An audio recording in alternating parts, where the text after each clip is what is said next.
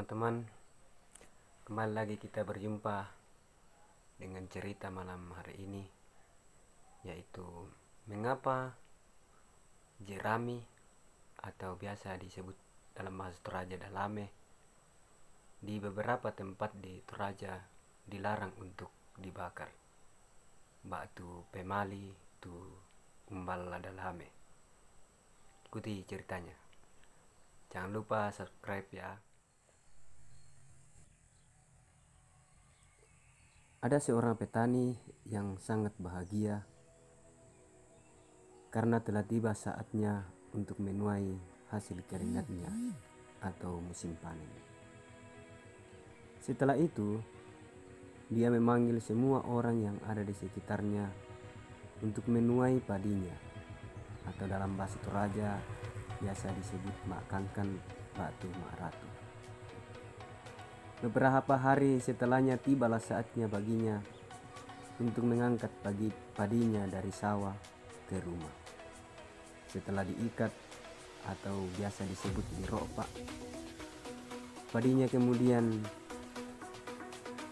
diikat satu persatu ke tempat pikulannya atau biasa disebut lembah atau gandar.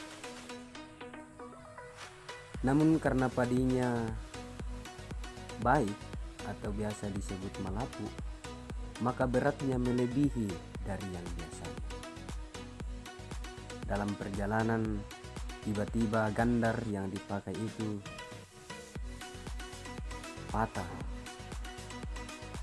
Dia pun kemudian mencari penggantinya.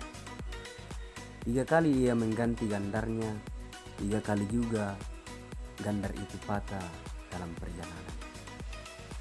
Akhirnya karena sudah capek, ia marah dan memukul padi yang dibawanya itu dengan menggunakan gandar yang sudah patah itu. Setelah melampiaskan kemarahannya, ia kemudian pergi lagi untuk mencari gandar yang lain atau lembah untuk dipakai selanjutnya sampai ke rumah. Selang beberapa waktu dia kembali. Anehnya, padi itu sudah tidak ada.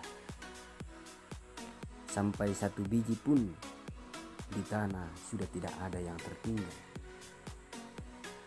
Yang ada hanyalah bambu atau gandar dan berdiri 2 orang gadis yang sangat cantik. Sang petani bertanya, "Di mana padi saya?" Kedua gadis itu menjawab, "Kami tidak tahu."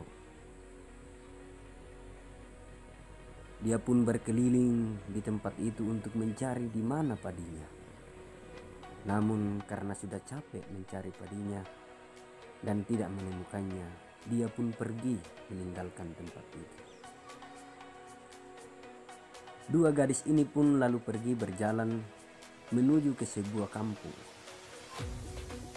Sesampainya di kampung pertama, ia mendapati seorang ibu yang sedang menumbuk padi. Kedua gadis ini tinggal memperhatikan orang tersebut menumbuk padi.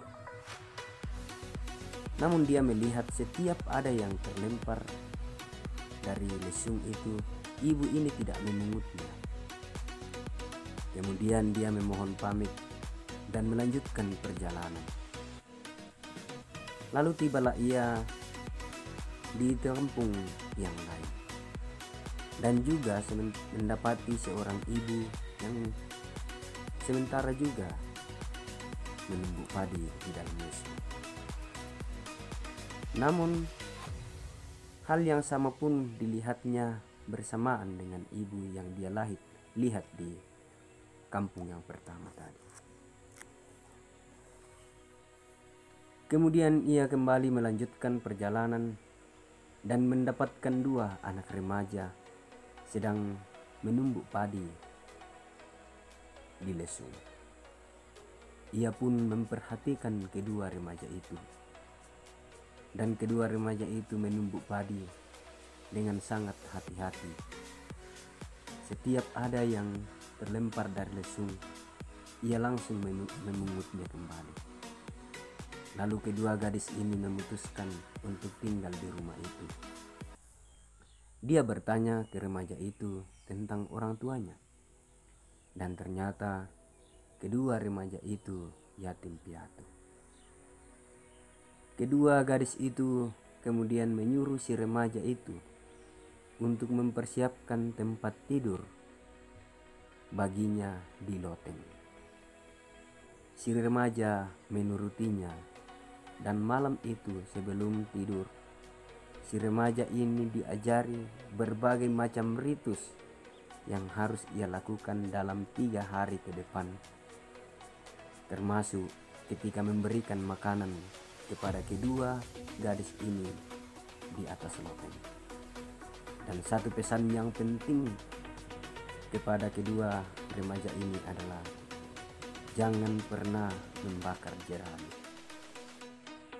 Setelah 3 hari, anak itu kemudian naik ke loteng untuk membawa makanan bagi kedua gadis itu.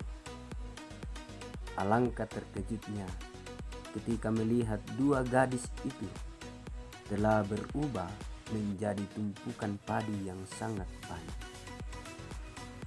Itulah sebabnya di beberapa tempat di Toraja haram atau pemali untuk membakar jerami.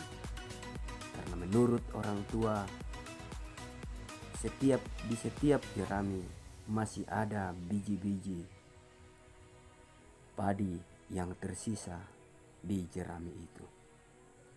Demikian cerita ini dari anak desa di Randan Pengalap.